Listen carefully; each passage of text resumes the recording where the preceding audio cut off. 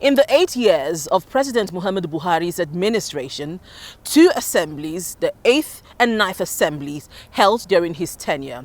Now, these 2 assemblies had distinctly different relationships with the presidency.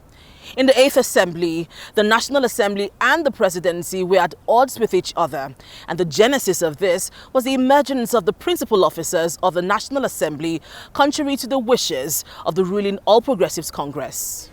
At the inauguration of the 8th Assembly on June 9, 2015, Senators Bukola Saraki and Ike Ekweremadu dramatically emerged as Senate and Deputy Senate President. Majority of APC lawmakers-elect were absent on inauguration morning, ostensibly attending a meeting with the leadership of the party. Almost the same scenario played out in the House of Representatives. An election was held for the Speaker and Deputy Speaker. After the votes were cast, Mr. Yakubu Dogara emerged as the Speaker of the 8th Assembly, defeating his opponent, Mr. Femi Gbajabiamila, in a keenly contested election. Mr. Yusuf Lassun was elected as Deputy Speaker. I perform my functions honestly. I perform my functions honestly to the best of my ability. To the best of my ability. The APC wasn't pleased with the outcome, insisting that Senator Saraki and Honorable Dogara were not the choice of the party. This set the tone for the relationship between the 8th Assembly and the Presidency, and the acrimony spanned the entire lifespan of the Assembly.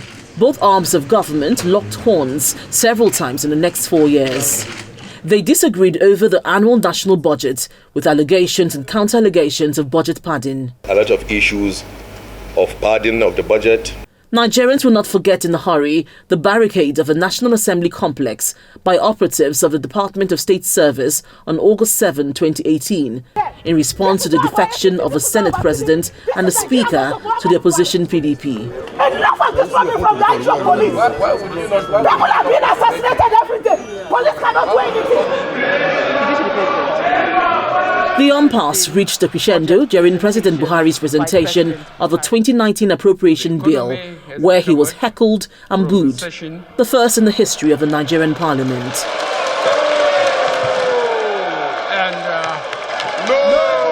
We had 6 The turbulent relationship also affected the enactment of critical legislations. President Buhari rejected several bills sent to him for assent, including the much-anticipated Petroleum Industry Governance Bill, which the 8th Assembly passed after years of failed attempts, and the Electoral Act Amendment Bill, which President Buhari rejected 4 times. As we approach a new democratic setting, we hope that we will have an executive legislature that will not always be constantly fighting, because we must understand one point, and that constant fighting with the executive or friction with the executive is not just the hallmark of legislative activism, but engagement on policy issues in the interest of the country is also very vital. The acrimonious relationship between the executive and the National Assembly cast a long shadow over legislation and governance in the country. President Buhari was sworn in for a second term on May 29, 2019, and the 9th Assembly was inaugurated on June 11, 2019.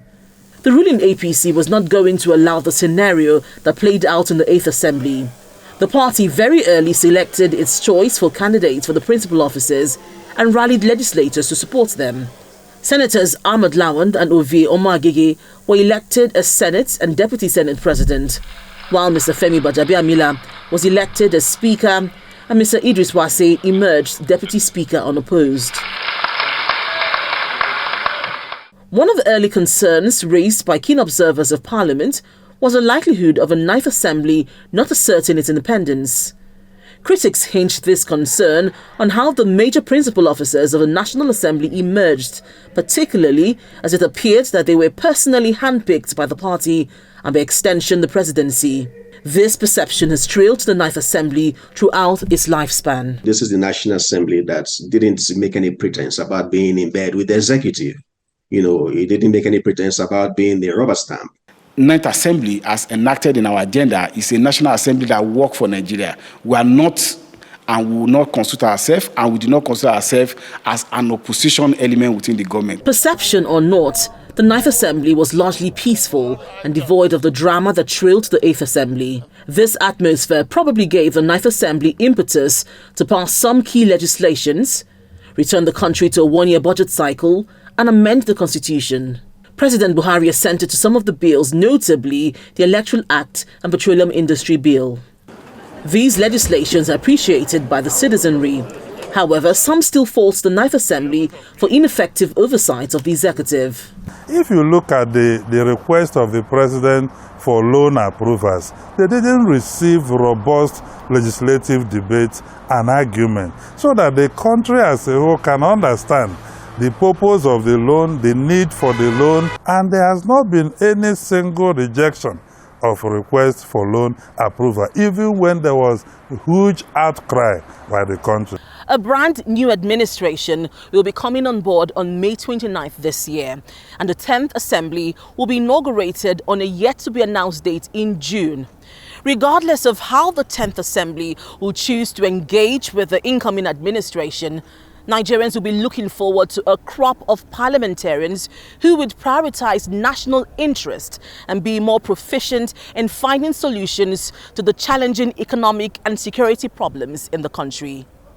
Linda Akibe, Channels Television News.